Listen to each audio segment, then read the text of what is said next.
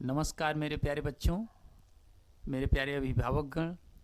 आप सभी लोगों के बीच आज मैं उपस्थित हूँ मेरे प्यारे नन्हे मुन्ने बच्चों के एक प्रोग्रेस को लेकर के।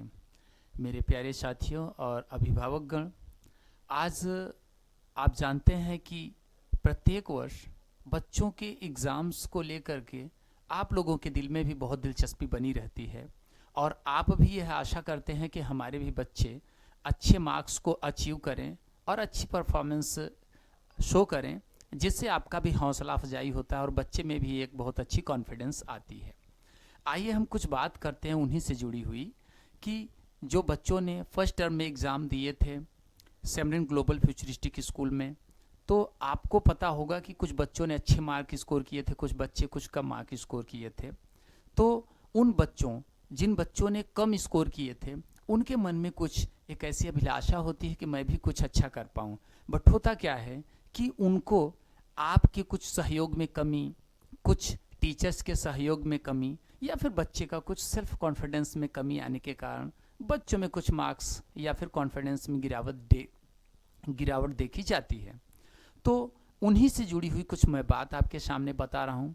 सबसे पहले मेरे प्यारे बच्चों, आपको यह समझना है कि हर एक माता पिता के पास समय नहीं होता है और कि जिससे कि आपको बेटर वो प्रिपरेशन घर पे करवा सकें। साथ ही साथ जब हम कोई ट्यूशन में जाते हैं तो ट्यूटर जो होते हैं उनके पास भी काफ़ी प्रेशर रहता है कि एक विद इन 1 आवर में सभी बच्चों को पढ़ाना होता है और सभी बच्चों की नोट्स चेक करनी होती है। वहाँ भी पॉसिबल नहीं हो पाता है।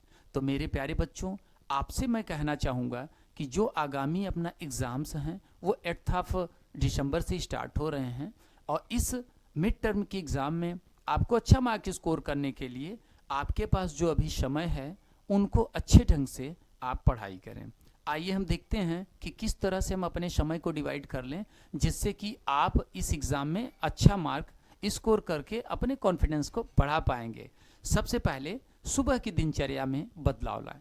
आज अभी विंटर सेशन चल रहा है, तो इस विंटर सीजन के अंदर बच्चों को थोड़ी सी आलस भरी लगती है सुबह में। अब मम्मी पापा बार बार जगाते हैं लेकिन आप उठना नहीं चाहते हो। सो दैट क्या है कि आपको एक डिसीज़न लेना है कि हमें मॉर्निंग में 5 AM में उठना है तो उठना है। उठने के बाद अपने डेली रूटीन लाइफ को कंप्लीट करने के बाद स्नान करके और पूजा पाठ करके और ब्रेकफास्ट करने के बाद आपको स्कूल आना है। स्कूल से जाने के बाद जब आप अपने घर पे पुनः पहुंचते हैं तो जो 6 आवर के टाइम में जो आपने स्कूल में स्टडी किया है उस स्टडी को सबसे फर्स्ट ऑफ ऑल उसे कंप्लीट कर लीजिए, दोहराइए उसे।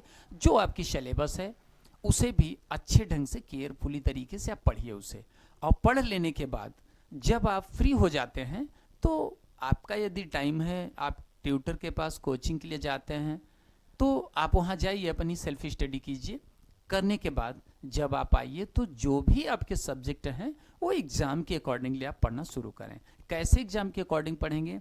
ऑलरेडी आपको क्लास टीचर और अनाउंसमेंट में ही कर दिया गया है कि आपका जो एग्ज़ाम सेकेंड टर्म में होने वाला है वह आपका पिछला एग्ज़ाम और जितने भी यूनिट एग्ज़ाम्स हुए हैं उन सभी के बिहाफ पे उन्हीं क्वेश्चंस के आधार पे आपका सेकेंड टर्म एग्ज़ाम होने वाला है।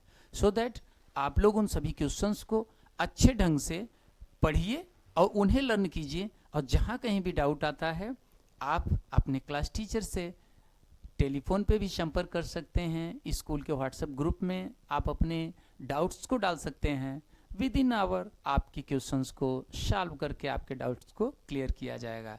तो उम्मीद करता हूँ मेरे प्यारे बच्चों, यह रूटीन लाइफ अगर आप अपने पूरे होल लाइफ में रखते हैं सो आपको सक्सेस बनने से कोई रोक नहीं सकता। ज़्यादातर बच्चे अपने समय को खेल कूद में बिता देते हैं।